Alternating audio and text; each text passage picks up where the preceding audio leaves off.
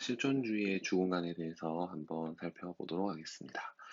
실존주의라는 철학은 어, 이 항상 모든 철학이 가지고 있는 공통점이지만 뭐뭐주의라는 것 앞에 있는 것을 강조하게 됩니다. 결국 실존주의는 실존을 강조하는 철학인데 실존이라는 것은 우리가 흔히 얘기하는 실제로 존재하는 것을 의미합니다. 그러니까 지금 여러분들이 존재하고 있다라는 것, 내가 지금 살아가고 있다라는 그것에 대해서 좀 더 초점을 맞추는 것이 바로 실존에 초점을 맞추는 겁니다. 내가 어떤 사람이 되어야 하는가, 또는 이상적인 사람이란 누구인가, 이상적인 사람은 어떤 사람인가, 보이지 않는 어떤 추상적인 대상을 쫓는 것이 아니라 현실을 살아가고 있는 지금 현재의 자기 자신에 주목하는 것을 강조했던 사상이 바로 실존주의입니다. 그래서 결국은 실존주의는 인간의 어떤 자유로운 결단과 그에 따른 책임을 강조했던 사상이었습니다. 근대의 사상에서는 인간은 이성을 가진 존재로 이해를 했습니다. 그래서 이성적으로 행동하지 않는 인간에 대해서는 더 이상 근대 철학이 설명하기가 어려웠던 측면이 많이 있었습니다.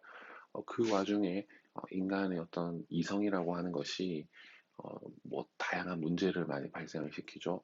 세계 대전 같은 그런 문제들, 우리가 모든 것을 해결할 수 있을 거라고 생각했던 인간의 이성이 오히려 인간의 삶을 더 피폐하게 만드는 그러한 사례를 주변에서 많이 봐왔습니다.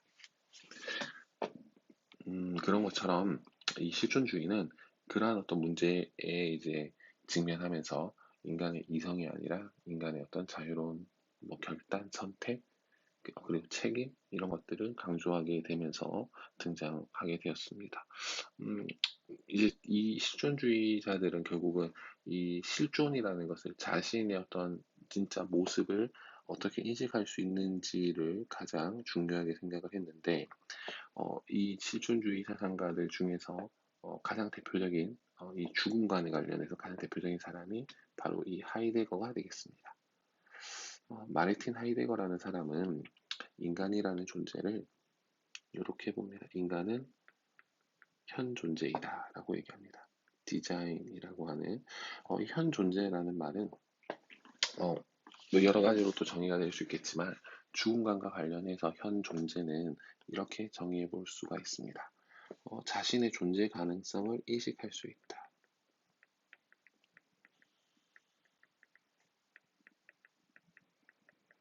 자신의 존재 가능성을 인식할 수 있는 존재이다. 수 있는 존재이다. 자, 그런데 여기서 중요한 건 존재 가능성이라는 것은 결국은 내가 살아있는 것, 그리고 동시에 죽음도 인식할 수 있다라는 것.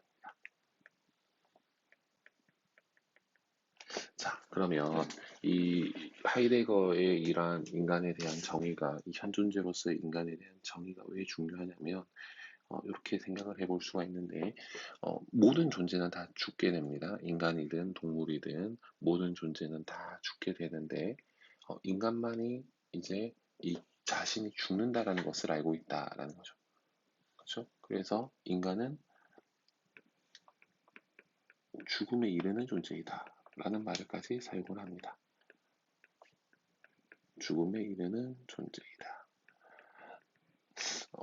인간만이 자신의 죽음을 인식할 수 있다. 나는 언젠가는 죽을 것이다. 우리는 다들 한 번쯤 그런 생각을 할 수가 있는데, 그러한 생각이 바로 자신의 실존을 직시하는데 많은 도움이 된다라는 겁니다. 선생님이 항상 이 하이데거의 현존주로서의 인간의 모습을 설명을 할 때 크리스마스의 악몽을 얘기를 좀 많이 하는데, 이 크리스마스의 악몽이라는 동화겠죠. 동화에서 스크루지라는 정말 좀 악독한 사람이 있었죠. 근데 그 사람이 크리스마스 전날에 꿈을 꾸게 됩니다. 꿈을 꾸고 나서 그 꿈 속에서 본인이 죽게 되는 꿈이죠. 그래서 본인이 죽고 났을 때 주변 사람들이 자신의 죽음에 대해서 기뻐하고 하는 그런 모습들을 보면서 내가 지금까지 인생을 헛살았구나. 이런 반성을 하게 됩니다. 그리고 나서 다시 새로운 사람으로 이렇게 재탄생을 하게 되죠. 그래서 자신이 죽는다라는 사실을 인식을 한다라는 것은 삶에 있어서 상당히 중요한 경험이자 체험이 됩니다. 그래서 내가 어떤 모습으로 죽어야 할까? 그렇죠? 내가 어떤 모습으로 죽, 죽는 것이 바람직할까? 이런 것들을 생각하게 되면 내가 어떻게 살아야 하는가에 대해서도 어느 정도의 정답과 해답을 찾을 수가 있다라고 하이데거는 생각을 했습니다. 그래서 또 한 가지 비유를 들자면 그런 게 있죠. 요즘은 잘 안 그러는데 옛날에는 이제 운동장에 뭐 이렇게 석회가루로 라인을 긋는 그런 일들이 좀 몇 번 있었습니다. 그래서 초등학교 때부터 막 뭐 발야구 한다, 뭐 축구한다 그러면은 운동장에 막 석회로 라인을 잡고 그랬었는데 해본 친구들도 있겠지만 그 라인을 긋는 게 생각보다 쉬운 일이 아닙니다. 그냥 이제 쭉 똑바로 꺼야지 보면서 이제 이렇게 가다 보면 막 라인이 삐뚤삐뚤 하다가 완전 딴 데로 가버리게 됩니다. 처음에 시작하고 원래 가려고 했던 것과는 다르게. 그런데 이 라인을 잘 긋는 방법은 이 내 눈앞을 보고 막 이렇게 똑바로 커야지 하면서 땅만 보고 걷는 게 아니라 내가 가야 되는 그 지점을 바라보면서 쭉 멀리 바라보면서 가게 되면 라인을 똑바로 그을 수가 있습니다. 그래서 이게 결국은 이 실존주의, 특히 하이데거가 얘기하는 죽음이 되겠습니다.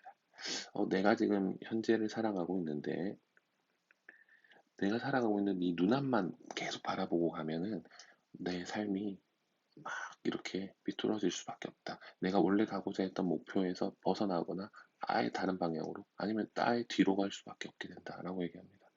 그래서 결국은 내가 바라는 이상적인 지점, 나의 어떤 죽음이라는 것, 이상적인 나의 죽음의 모습을 상상하면서 현재를 살아가면 결국은 똑바로 갈 수가 있게 된다.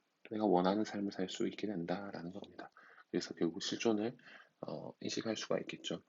어, 결국은 뭐 하이데거뿐만 아니라 모든 이 실존주의 철학자들은 죽음이라는 것 자체가 자신의 어떤 실존을 인식할 수 있는 좋은 계기다라고 얘기를 합니다.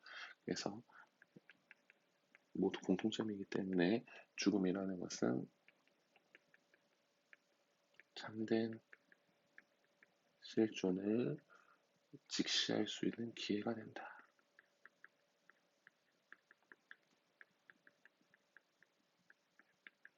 이렇게 정의를 할 수가 있습니다.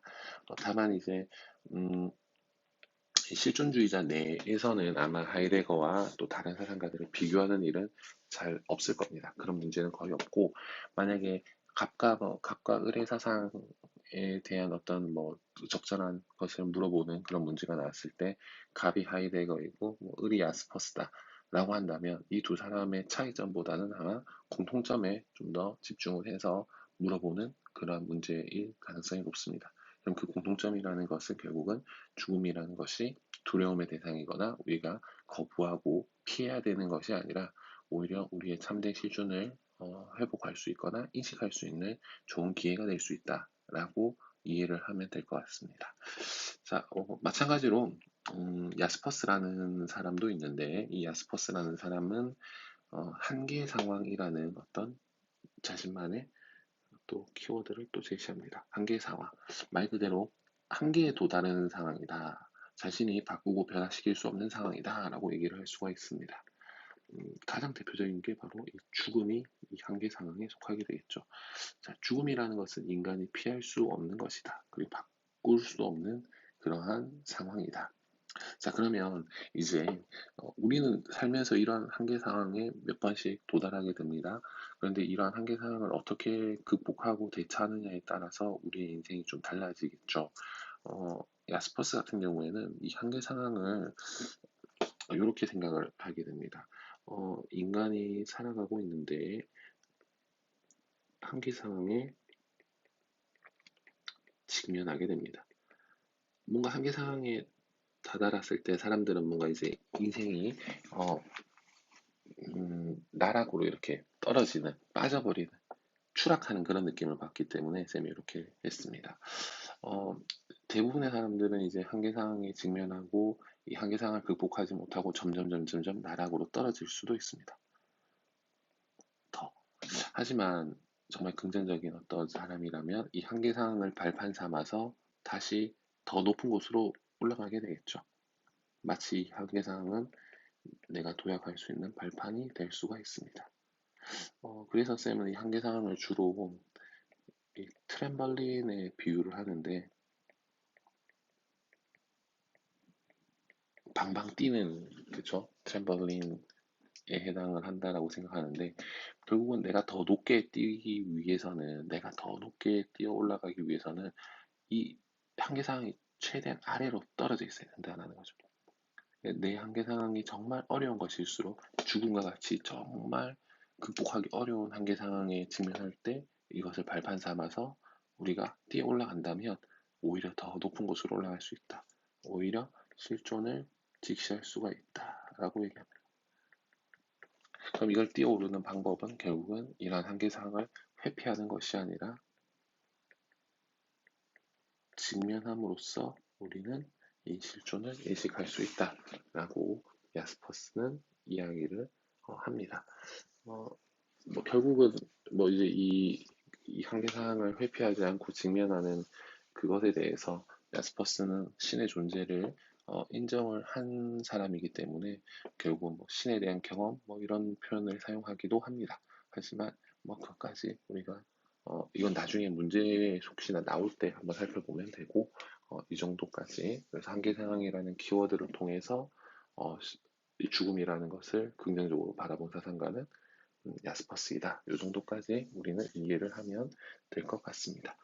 키에르케고르는 거의 등장하지 않는데 죽음에 대해서 뭐 다 똑같습니다. 거의 이제 죽음에 대해서 바라보는 관점은 하이데거나 야스퍼스와 동일하지만 좀 다른 표현으로 키에르케고르는 죽음이라는 것을 나의 경험의 일부이다. 이런 표현을 사용했다 정도만 이해를 하면 되겠습니다. 그래서 실존주의의 사상가들은 전부 다 어, 죽음이라는 것을 자신의 실존을 회복할 수 있는 또는 뭐 직시할 수 있는 긍정적인 기회로 보았다라는 것을 좀 염두에 두고 죽음을 회피하거나 두려워하지 말라라는 주장을 하는 사상가들로 이해를 하고 기억을 하면 되겠습니다.